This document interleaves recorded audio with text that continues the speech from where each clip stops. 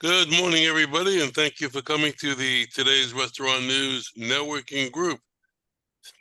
And my name is Howard Appel. I'm the founder and publisher of Today's Restaurant News since 1996. I'll be your host today. We are a group of restaurant vendors who are here to help each other grow our businesses and also to help restaurateurs who might be involved with a situation that they can't handle and they need some help on. We're here to help. So if you'd like to become a member or have a question, give us a call at 561-620-8888 and go to our website at trnusa.com. And we also have a YouTube channel which has over 360 videos on it, and you can access that through our website with the tab on the upper part of the website, or you can go directly to YouTube at Today's Restaurant. Hello, everybody. Good morning. Morning. Morning. Morning. Terry's here. Terry's awake. She's just like, That's okay. I'm finished. Hope you had a good meeting. I'll see you all next week. All right. What I would like to do, just to start us off, I want to welcome Cynthia, who's our newest member, officially a new member. And I want you to introduce yourself and give us a little rundown of some of the things that you do, Of course. so that we understand how we can help you. That's fantastic. And I'm also here to help you all. Well, first of all, good morning, everybody. So always great to be with you. And I have heard a couple of your meetings. And the main reason I'm here is I am an industrial designer, and I started designing restaurants back on 2005, 2006. Back then, I was only doing branding and interiors and lights. However, I was also responsible of the overall planning. And that's when I started to be really interested about food service. It's not really on the past 5, 6 years that I specialize in food service. Besides being a 3D artist and a 3D designer, I'm also a food service designer. So right now the marketing for my company is branding design with full scope services. With that being said, we can do for manufacturers Revit files, or we can do from start to completion a design for a restaurant or a food service project, from doing the conceptual branding and menus to what are going to be the equipment, if they want us to help them or give them some style guidelines for the interiors too. So then it all encompasses what the branding should be. And if they are expecting to become a chain, they start to have all of these guidelines to be to assure that they are going to be consistent in all of their developments. So you design logos? Yeah. Yes. Yeah. So what we what I specialize, and I have a group of people depending on what the project is about. I like always to team with one of my strategical partners, but we specialize on telling the story of the company. We sit down. We like to hear the owners and project leaders and listen to what they want to create this new company. What is all of that about? And kind of come with this kind of storytelling that is going to give us the guidelines of what the logo needs to be, what the food needs to be, what the service needs to be. So then everything is talking with this, what we call branding narrative. I'm sorry, Terry, you wanted to say something? No. We have a member in the 11 o'clock group who doesn't do the same thing, but she does branding I think in a different way. She provides novelty items like pens and calendars and, you know, a million different products Oh, with the company name on it. So, right. We don't like if the company wants like something like marketing branding, that I would be more than happy to actually like give the leads to her, because our strongest is to make like custom equipment or define with the customer what the custom service needs to be. If they want an open kitchen, how does that going to be expressed with the logo? So it's more encompass of what the brand is all about. I Got it. see, I see more restaurants now, especially since people like Bar Rescue and all those shows on reality TV. Whenever they redesign a restaurant, they put a big logo on one wall, so Yeah. that people, when they come in and they sit down and eat, that logo is blazing in their head when they leave.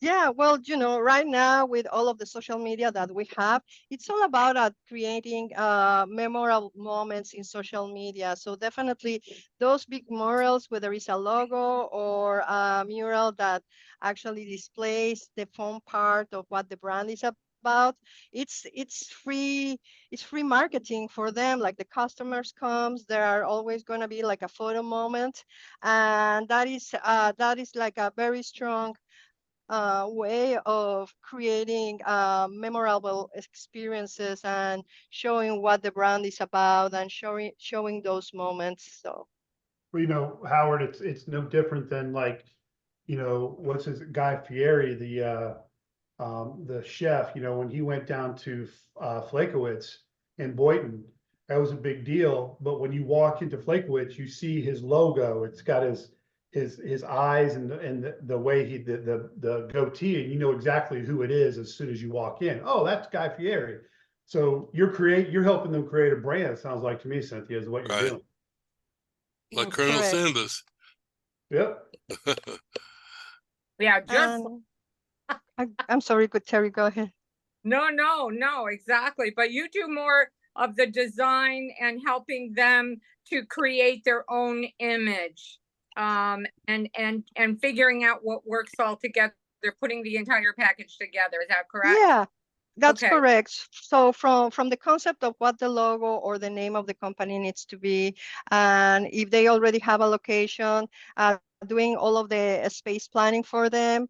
For example, if it's a restaurant, we always like to start with the kitchen and the menu, because that is really going to give us how much what are going to be our workflows, how we want to create that experience. So when we set up like a bubble plan with what the area for the kitchen needs to be, we kind of start playing like, okay, what is it going to be the area for our seating, and if we want to have like a bar. So we do all of this in a bubble plan real quick, and once we establish what the parameters are and create a calendar and a ballpark number, then we're ready to start like laying out some equipment, partnering with some other persons too to keep that menu going on. If they already have a chef on board, that is like really nice, because then we can start really making quick decisions about the equipment.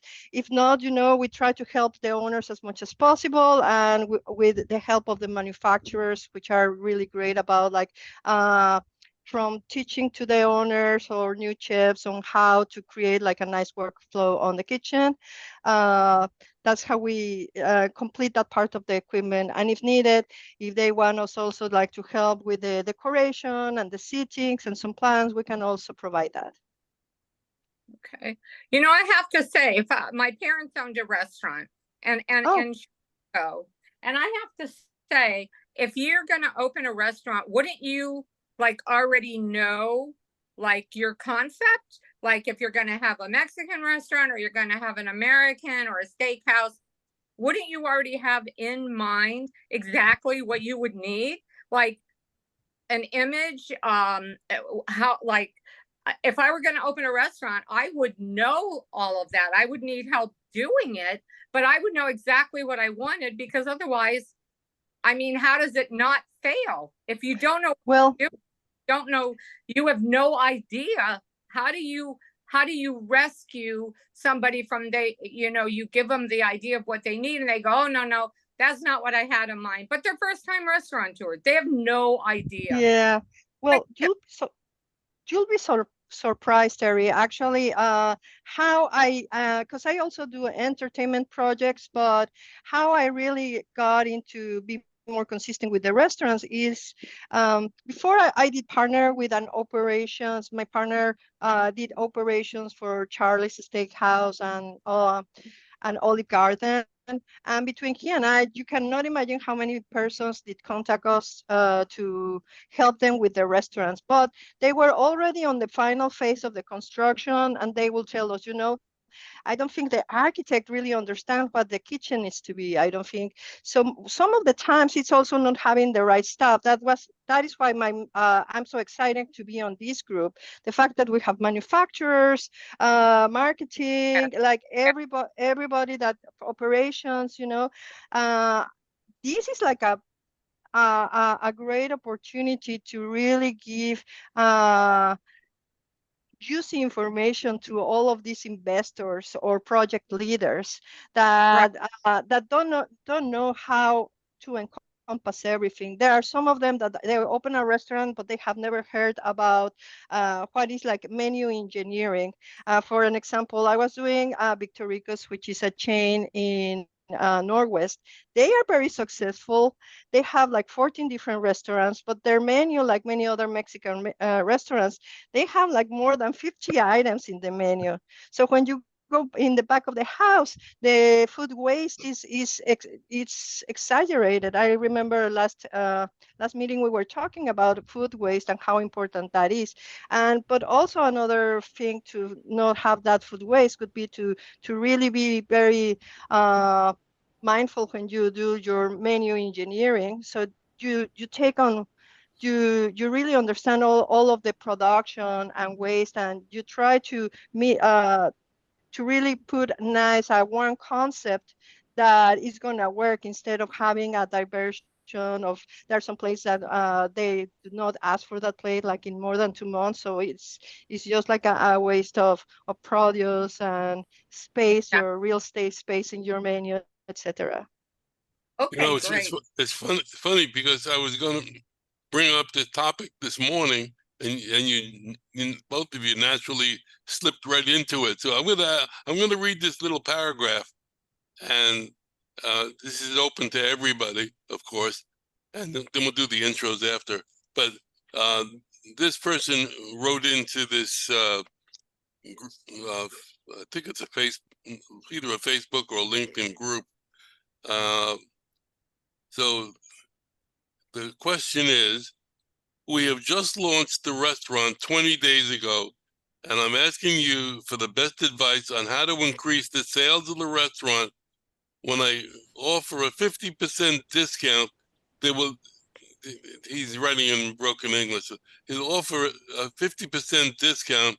It's going to create a busy day, but on normal days, we have minimum sales according to the period. According to the customer reviews, the taste is very unique and they love to eat our food.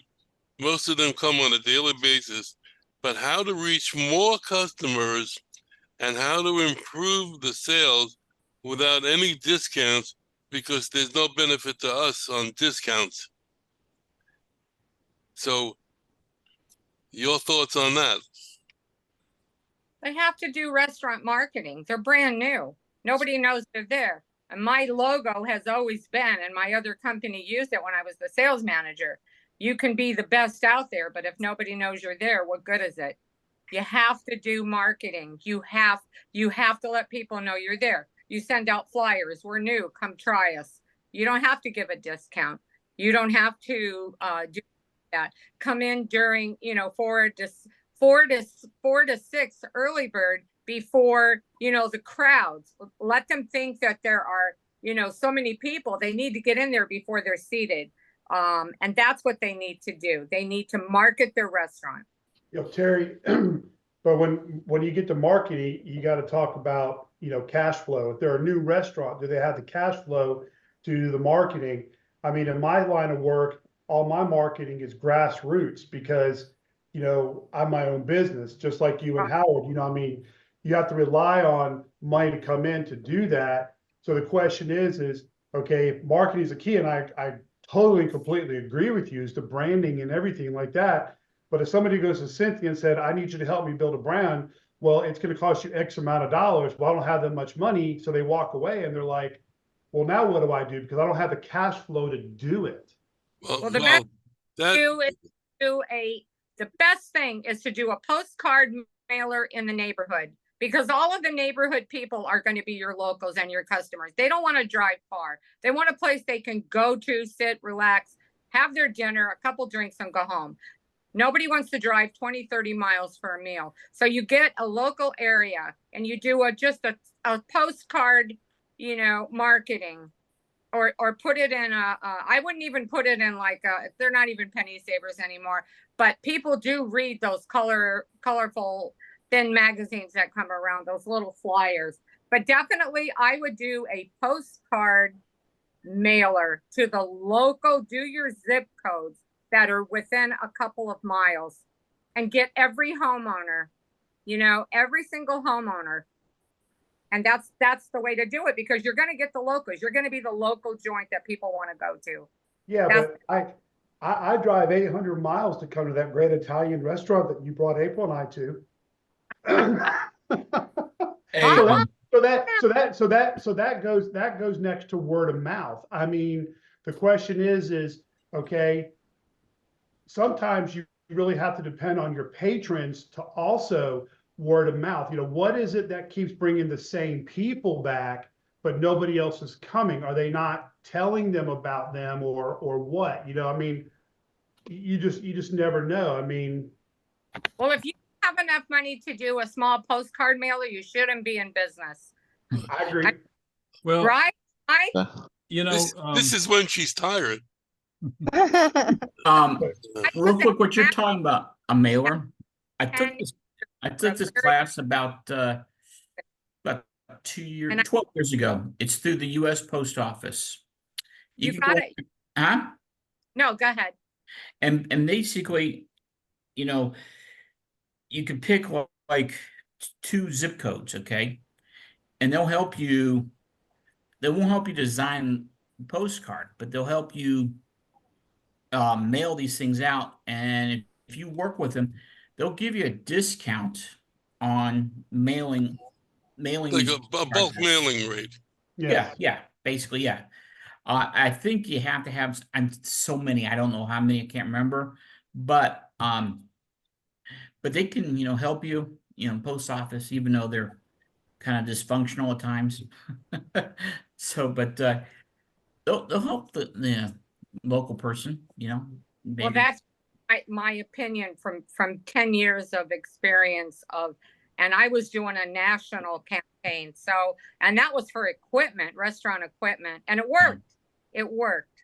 So I say bring them in with local postcard mailing, something very short, to the point. We're new, try us, you'll be back. Something like that. And Terry, here's another suggestion. What did he say where he was located, Howard, in the email? Well, I'm sorry. Did he say where he was located?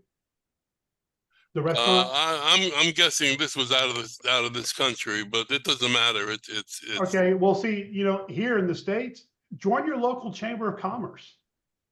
I mean, we just joined our local chamber of commerce. Cost us $135, and become an ambassador for your company and the chamber, which usually doesn't cost anything else. And then get the exposure. Go to the ribbon cuttings. Do this, even if it doesn't have anything to do with your industry. Exposure, exposure, exposure, exposure. The more you expose yourself, the more people are going to know you're there, because they're going to go, hey, you're new. Who are you?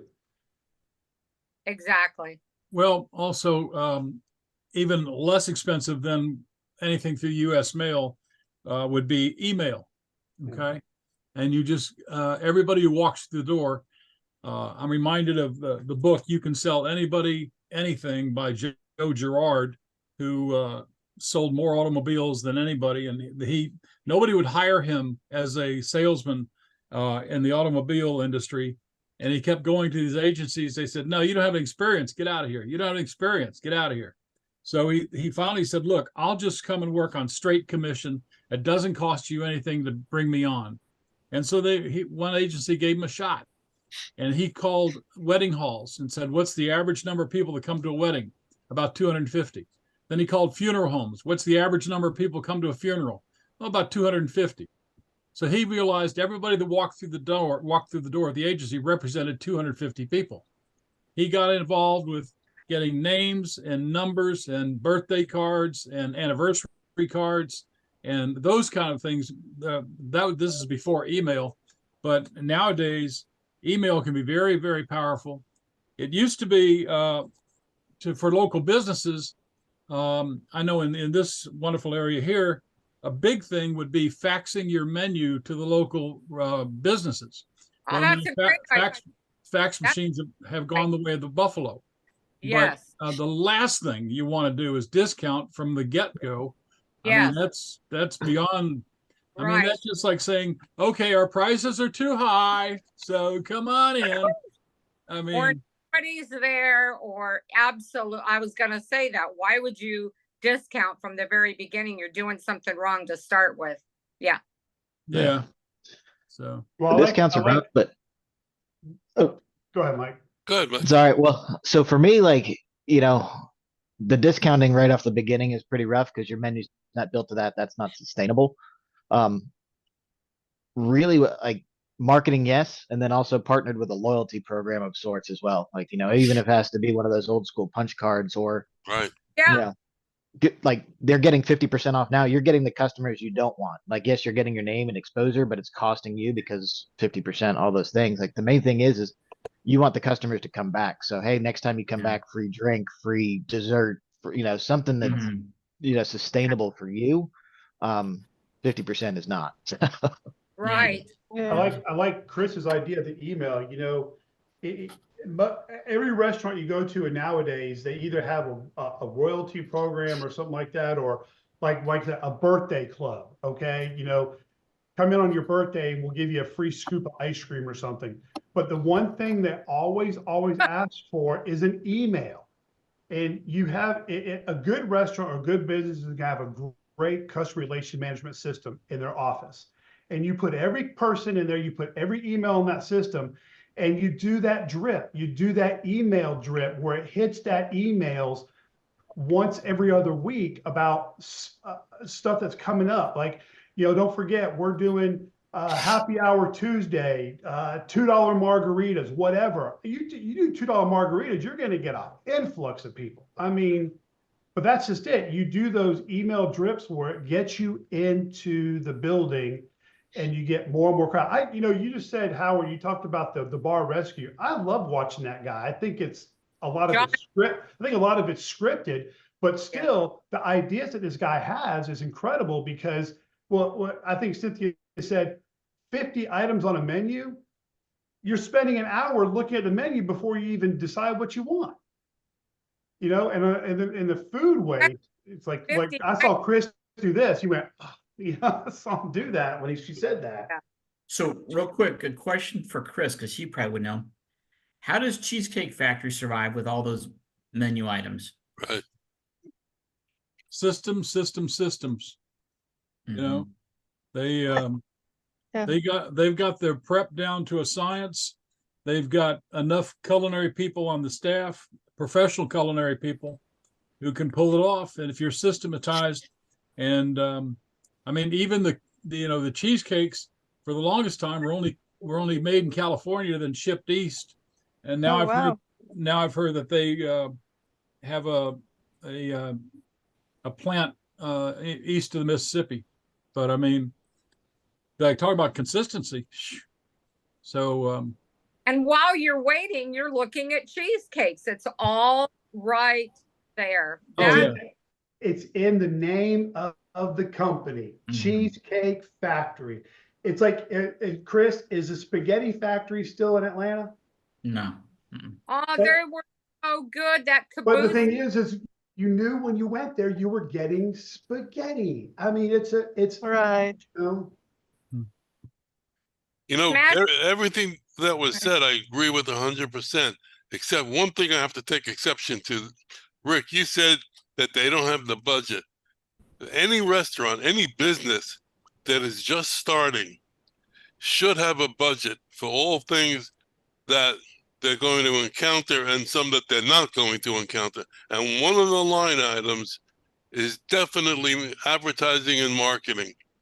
So, oh, no, Howard, I'm not disagreeing with you, but the thing is that business owner doing that in that line? Is he putting marketing in there? That's what I'm saying, you know? right. No.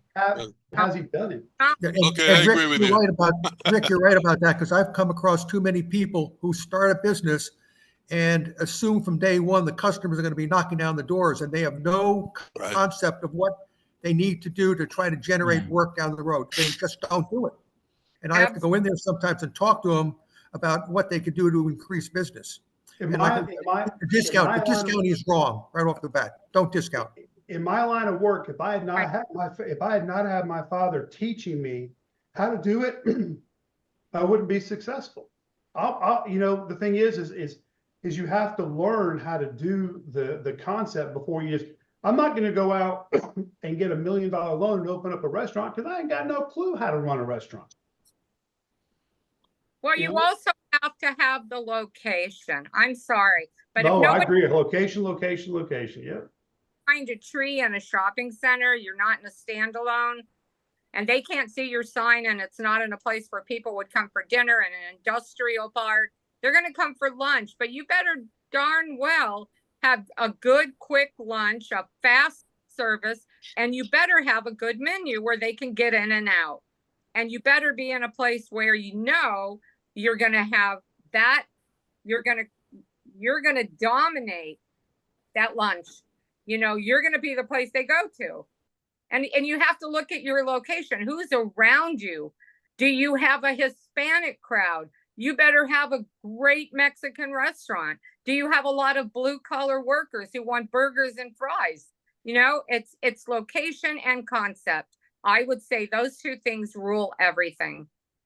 On South Memorial Parkway, we have a Chick-fil-A right next to a Zaxby's, right next to a Slim Chickens.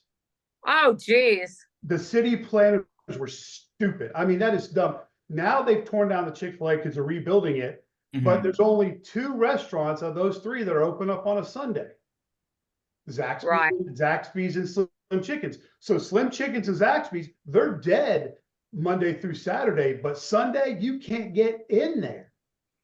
Interesting. It is. It's true. I mean, you can't get in there. And it's no different. On that same stretch, we have 4 car washes. 4 within a mile stretch. It's ridiculous. Sounds like same thing. Hey, Rick, Sounds Yeah. like Victorville. Yeah. Rick, What? Yeah. is there a place up there that's still in business? I think he owned a bunch of Hardee's, a place called Frizzly's. How about Fazoli's? No, it's I think it's Frizzles, Frizzly's. Never heard of it. Okay, all right. Never heard of it. I guess he closed, but so that Slim Chicken, I know it's a franchise, so they're kind of hurting up there, huh? No, they're booming. Well, I mean, when you said during the week they're not busy, right? Well, I mean, during certain times of the day, they're busy. But Mhm. once again, I think what Terry says is location. They're Okay. right on the parkway. They're busy, but there's other locations where you know when you want to build a restaurant, you have to go to the city planning commission and you have to say, okay, I want to build a restaurant here, but I need an easement, I need an entrance, I need an exit. Okay, if there's not an easy way to get in, I'm passing it because I want ease of entrance and easement. And this Slim Chickens they built has a horrible entrance, but they built it on a corner that's angled. And it's like, okay, forget it, you know. But Slim Chickens is growing. Another big restaurant up here is, do y'all have Chicken Salad Chick? Have you ever heard of that? Yeah, Yeah. the chicken salad chick? chain. Yeah, they're booming up here. And as a matter of fact, they're getting ready to open up I'm so excited. I'm gonna be in line when they first open. The first Del Taco in Alabama. Yes, Del Taco. Can't wait. I Can't- know. I Yes. know. Oh wait, I Cannot think wait. Terry's family was born and raised in Del Taco. She still has family members working there, right? Charlie runs several stores and he's actually a millionaire from doing so. Yes, my brother. But the Del Taco I remember in Atlanta didn't sell hamburgers and French fries. Yes, you have a brand new chicken salad chick coming on Moonshot Drive to Madison. Yep. They were going to build one on South Memorial Parkway, but they backed out of it Right. because the reason is there were already 3 chicken restaurants in a row. Why put a 4th one? They knew they weren't going to survive. Right. So It's I mean, different though. It's not, and I love their logo. That round logo is adorable with all the red in it. It's really cute. yeah, I mean, there's this, it's interesting to see different concepts. I mean, I went to my first Greek restaurant ever when we were in Chicago, and I don't know what they call it, but they light the mozzarella cheese block on fire. But it was good. And I mean, the food was divine. I mean, it's a family owned operation. It's a family owned and it is authentic. And that's nice. That's what I love about going to cities like Chicago, New York, Atlanta, Miami. You get that authentic type food. You can't find that in Vidalia, can you, Chris? Cynthia, we don't process. I'm a one-man company. We deal. We're business to business. We only deal in checks. That's all. And I mean, it's a consulting firm. We have 1 or 2 transactions a month. Yeah. Okay. Thank you. Bye bye. Oh, wait, Cynthia, I know this could be overwhelming for you because this is your first. But so if anything, jump in. I mean, you're the pro. Yeah, well, I think Terry was on spot with a lot of things that she said.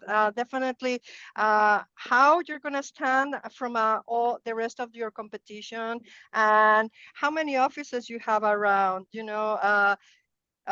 Offer the services of like bringing the lunch, what is like your special lunch menu, find out like how many people are working around, knowing your neighborhood, seeing how you can help us being part of the neighborhood is important. How you're going to stand out from the rest of your competition is important too, so that you can find that sweet spot where you actually can offer one thing that people might be wanting, right? Like, for example, if there are no tacos in your neighborhood, well, do the tacos. And probably like if you start like taking them catering to the offices, it's a great opportunity. And I agree also with everything that Mike, Brian, and Chris said about like doing 50% discount is definitely not sustainable. There are so many other ways like the loyalty programs that definitely will contribute for the growth of the company. And you've got a lot of people doing food trucks, which is so much cheaper, so much less. Yes. It's just easier. And if you're only going to do a very small menu, no matter what it is, you might start with the food truck and then work your way up to a brick and mortar. But I'll tell you what, these food truck parks, I am blown away by, and I'm putting them in, and I'm listing I get listed the ones that are actually coming in and try and get the orders of the actual food trucks. So, I mean, and then they all do it in a circle, gigantic, and they've got a park in the middle with benches where almost like an outdoor mall of food halls. So you go and you order whatever you want. Your friend can go there, you can go there. But those food trucks are freaking awesome, and they're massive. I mean, you can go outside and sit. Some of them have indoor seating with AC, and it's insane. And if these people don't start coming down on their rents nationwide, that's what you're going to wind up with. Yeah. Yeah. All right. I mean, this was a great conversation. I think there was a lot of good points that were brought up. and I thank you for that. I want to get our intros in before the end of the meeting. So if you could, keep it down to like about a minute, and that'll put us right at ending time. So Mike, you want to start us off? And if there's something you wanted to add, go ahead. No, we're good. I think everybody covered it fantastically. So I'm Mike Sardone. I handle the state of Georgia for Spot On, point of sale cloud-based company. We handle all of your processing needs, in-house hardware, software needs, along with helping you grow your client base, retain customers and clients. My contact info is 678-231-2279. I can be emailed at mike.sardone@spoton.com. Okay, thank you. I'm gonna let Chris go, so we all have to follow him. Good morning, Chris Kaufman, Restaurant All-Stars.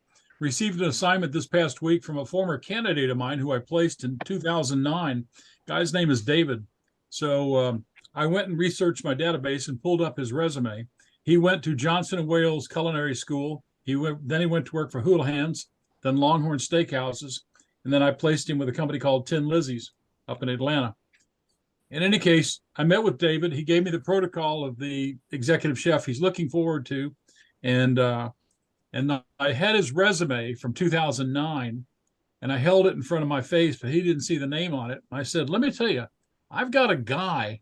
He went to Johnson & Wales. He worked for Houlihan's. He worked for Longhorn Steakhouses. And David goes, I think I might know this guy. I said, I hope so, because it's you.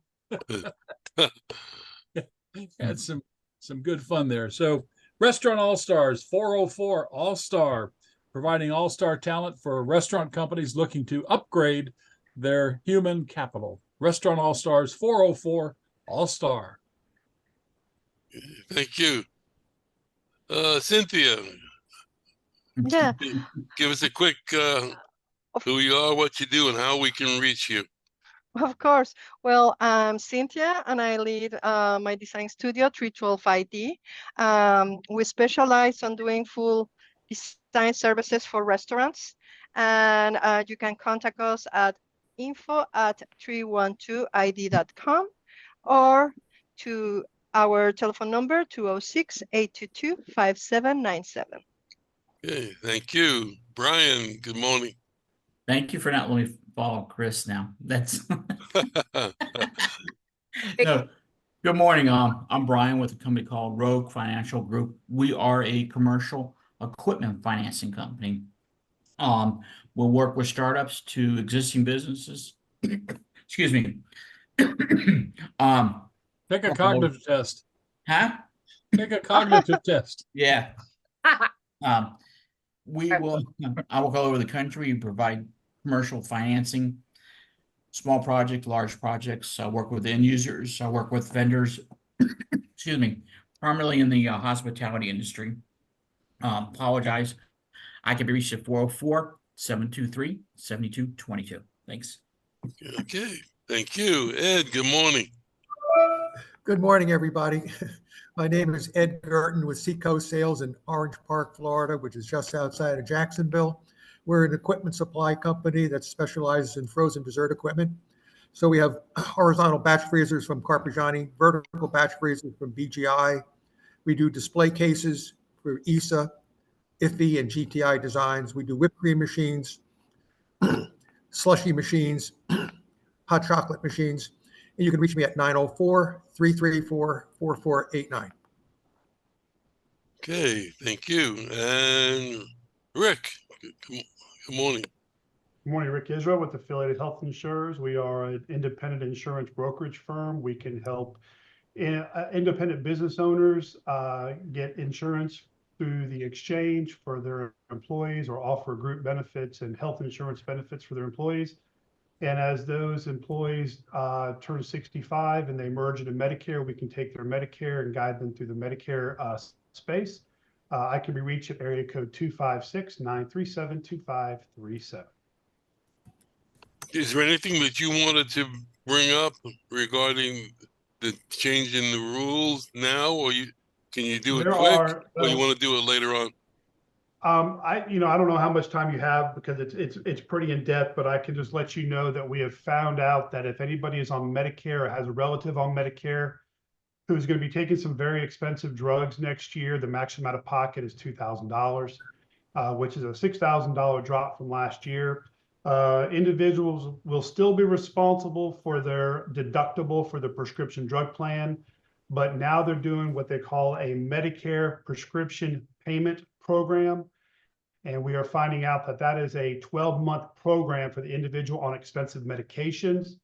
And you will be working with your pharmacist to enroll you in that program, not myself. The brokerage firm will just enroll you into the plan. And here's a nice thing we found out, that in the past, real quick, that when an individual gets into the catastrophic phase, the individual is still carrying most of the load. Next year, being the maximum out of pocket is $2,000, the Part D insurance plan, like United Healthcare and all those companies, they're going to be paying 60% of the cost of that medication. So what does that mean to you?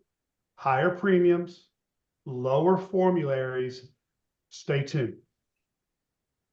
And I have a question for you when this is over. I already know the answer because I was already asked if it's the same one about Howard, but yes, I can answer that question for you. You already, oh no, it's Go ahead, Terry, tell Oh, us. it's different. Oh, no, it's different. Okay, we'll do it after that. We'll do it after. Go ahead. no, well, no, the question was, we had a deduction this month from our account for AARP, the same exact amount to the penny from United Healthcare for Howard, both for Howard, which makes no sense. So, because he's on United Healthcare, I thought, and AARP took the exact same amount, which is a decent amount, out of our account, which I don't believe happened before. Let's discuss it after the meeting. Yeah, we'll So talk about that to me. Great Maybe. idea. Terry, tell us what you do. I don't do anything. I No. just, I You can are vouch. the backbone of the company, Terry. no, actually Howard is, but what I like to do is, I like to do nothing, but what I do, provide leads. I let you know what's opening, when, where, and how, who it is, email addresses, phone numbers, about when they're opening. Anybody that wants a sample report that doesn't already get it, just send me an email. Happy to send you a sample report. Thank you. Terry at trnusa.com, before Howard asked me. Okay, all right, we hit it right on the nose, which is great. Oh my God, like 10 o'clock, totally, like 10 right o'clock. 10 o'clock. So I thank you Hey, all did- for coming. did you- I think, Did you do Ed? yeah, Ed is I missing. didn't forget him. We I don't told you, forget. take a My, cognitive test. my eyes were peeled No, right no, on he- him. He didn't miss me today. We don't miss. I miss you all the time. No respect, no respect. Well, thank you all Hey, for I'm just coming, and looking out thank you for for you, for the great conversation. I think that'll be very helpful to a future, a new restaurateur. So I'm going to thank you all for coming. Have a great weekend, and let the sauce be with you.